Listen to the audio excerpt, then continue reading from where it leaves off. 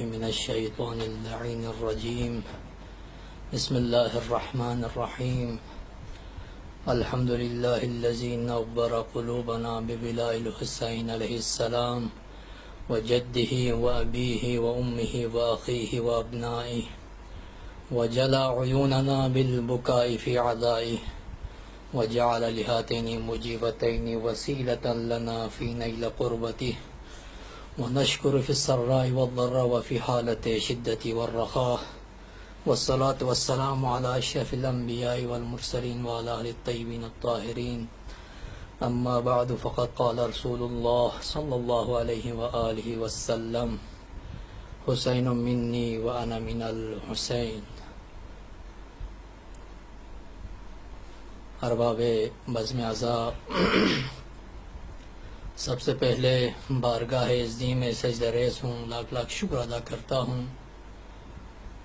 خلاق عالم نے ہمیں زندگی اور صحت و سلامتی عطا کی، اور ہم سب ایک مرتبہ پھر اس عظیم اجتماعی عبادت میں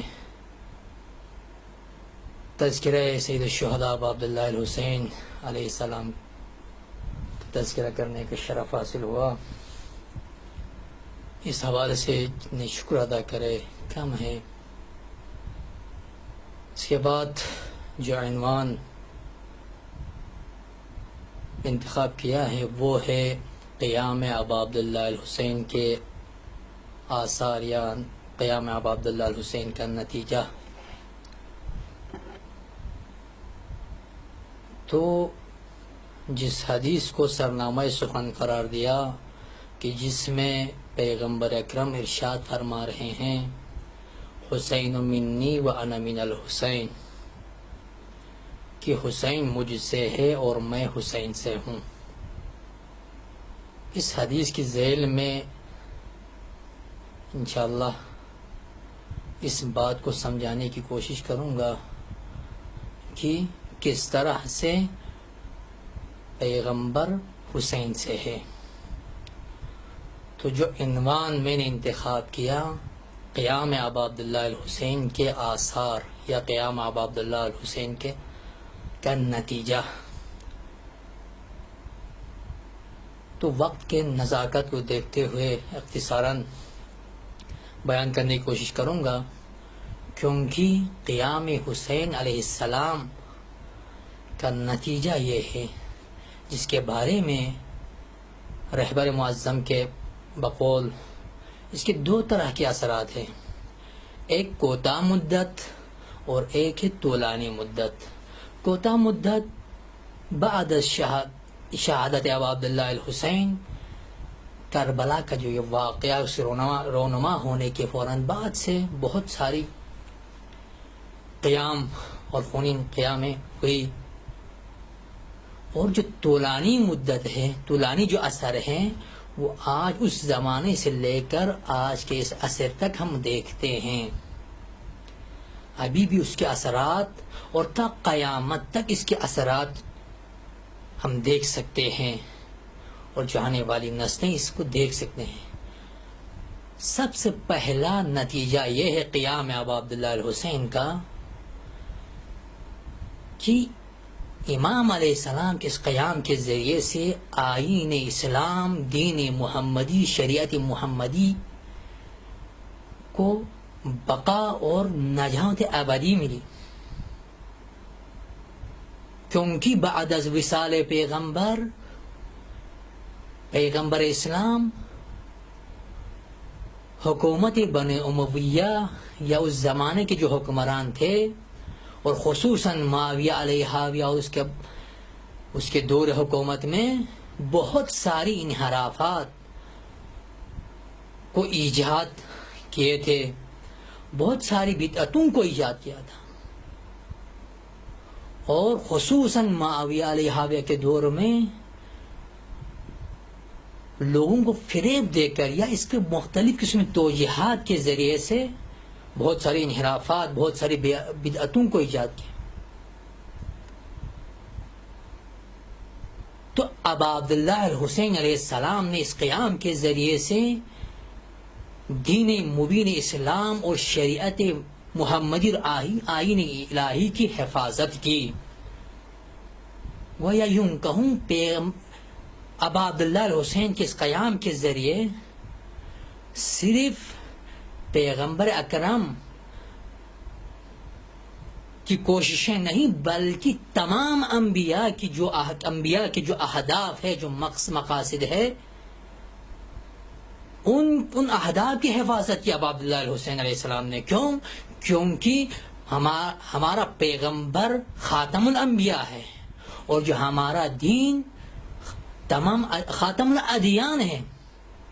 گویا حسین ابن علی نے اس قیام کے ذریعے سے دین محمدی کی شریعت اسلام کی حفاظت کی. اس کا مقصد یہ ہے کہ گویا تمام انبیاء کے اہداف اور ان کے مقاصد کی حفاظت کی حسین ابن علی نے. چونکہ ہمارا پیغمبر خاتم النبیین ہے اور ان کا دین خاتم الادیان ہے. گویا دین مبین کی حفاظت کر کے تمام انبیاء کی زحمتوں اور ان کے اہداف کو بچا لیا حسین ابن علی نے اس قیام کے ذریعے سے. اگر حسین ابن علی یہ قیام نہ کرتے تو دین مبین اسلام ممکن ہے محو ہو جاتے.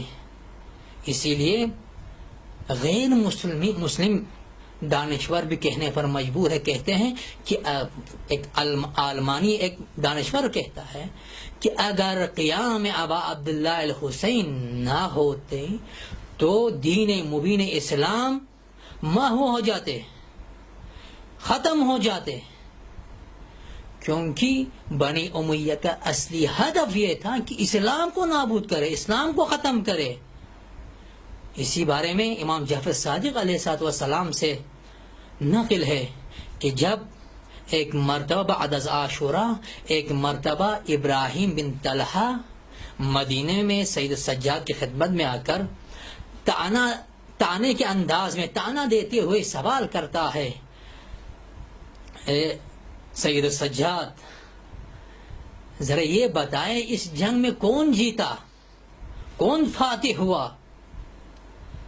تو سید السجاد علیہ السلام جواب دیتے ہیں اور فرماتے ہیں کہ تم نے اگر یہ دیکھنا ہے کہ اس جنگ میں کون فاتح رہا، کون جیتا، تو تم ذرا نماز کا وقت آنے دے، وقت اذان ہونے دیں، تب تمہیں معلوم ہوگا کہ جب گلدستہ اذان سے اشہد توحید کے ساتھ اشہد ان محمد رسول اللہ صلی اللہ علیہ وآلہ وسلم کی صدا بلند ہوگی تو تب تمہیں معلوم ہوگا اس جنگ میں کون فاتح ہوا اور کون ناکام ہوا.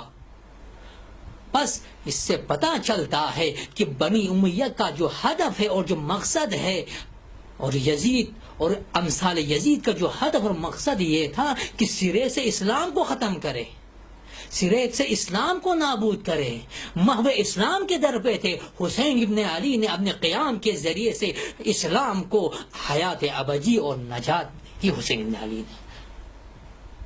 بس قیام ابا عبداللہ الحسین کا جو پہلا نتیجہ ہے دین مبین اسلام کو حیات ابدی اور تا قیامت تک کے لیے اس دین کو محکم مستحکم کر دیا حسین ابن علی نے. کہ وہ آگے کہتا ہے وہ مفکر آلمانی کہ اگر باغزی حسین قیام نہ کرتے تو دین مبین اسلام اور مسلمان جو آج اس مقام بلندی پر فائز ہیں یقیناً اسلام محو ہو جاتے یا نابود ہو جاتے، بالکل ختم ہو جاتے.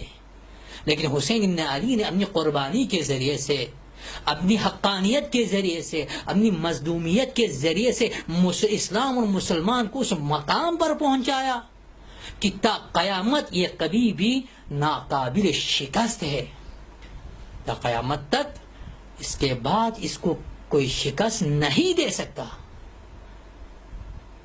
بس یہیں سے معلوم ہوتا ہے کہ پیغمبر اکرم نے فرمایا حسین منی وانا من الحسین کا نتیجہ یہ ہے کہ پیغمبر نے فرمایا تھا کہ میں حسین مجھ سے اور میں حسین سے ہوں. تو مقصد اس کا معنی یہیں سے سمجھ میں آتا ہے کہ دین مبین اسلام کو، شریعت محمدی کو لانے والے ہیں پیغمبر اکرم، اور پیغمبر اکرم سمیت تمام انبیاء کے اہداف کو نجات ابدی دینے والے ہیں حسین ابن علی نے اپنی قربانی کے ذریعے سے اپنی اس عظیم قربانی کے ذریعے اپنے اصحاب و یاران کی قربانی کے ذریعے سے دین مبین اسلام کو تا قیامت تک کے لیے ناقابل تسخیر اور ناقابل شکست قرار دے. یہ حسین ابن علی کے قیام کا پہلا نتیجہ ہے کہ اگر حسین قیام نہ کرتے تو دین مبین اسلام بقیل اس دانشور کے محو ہو جاتے.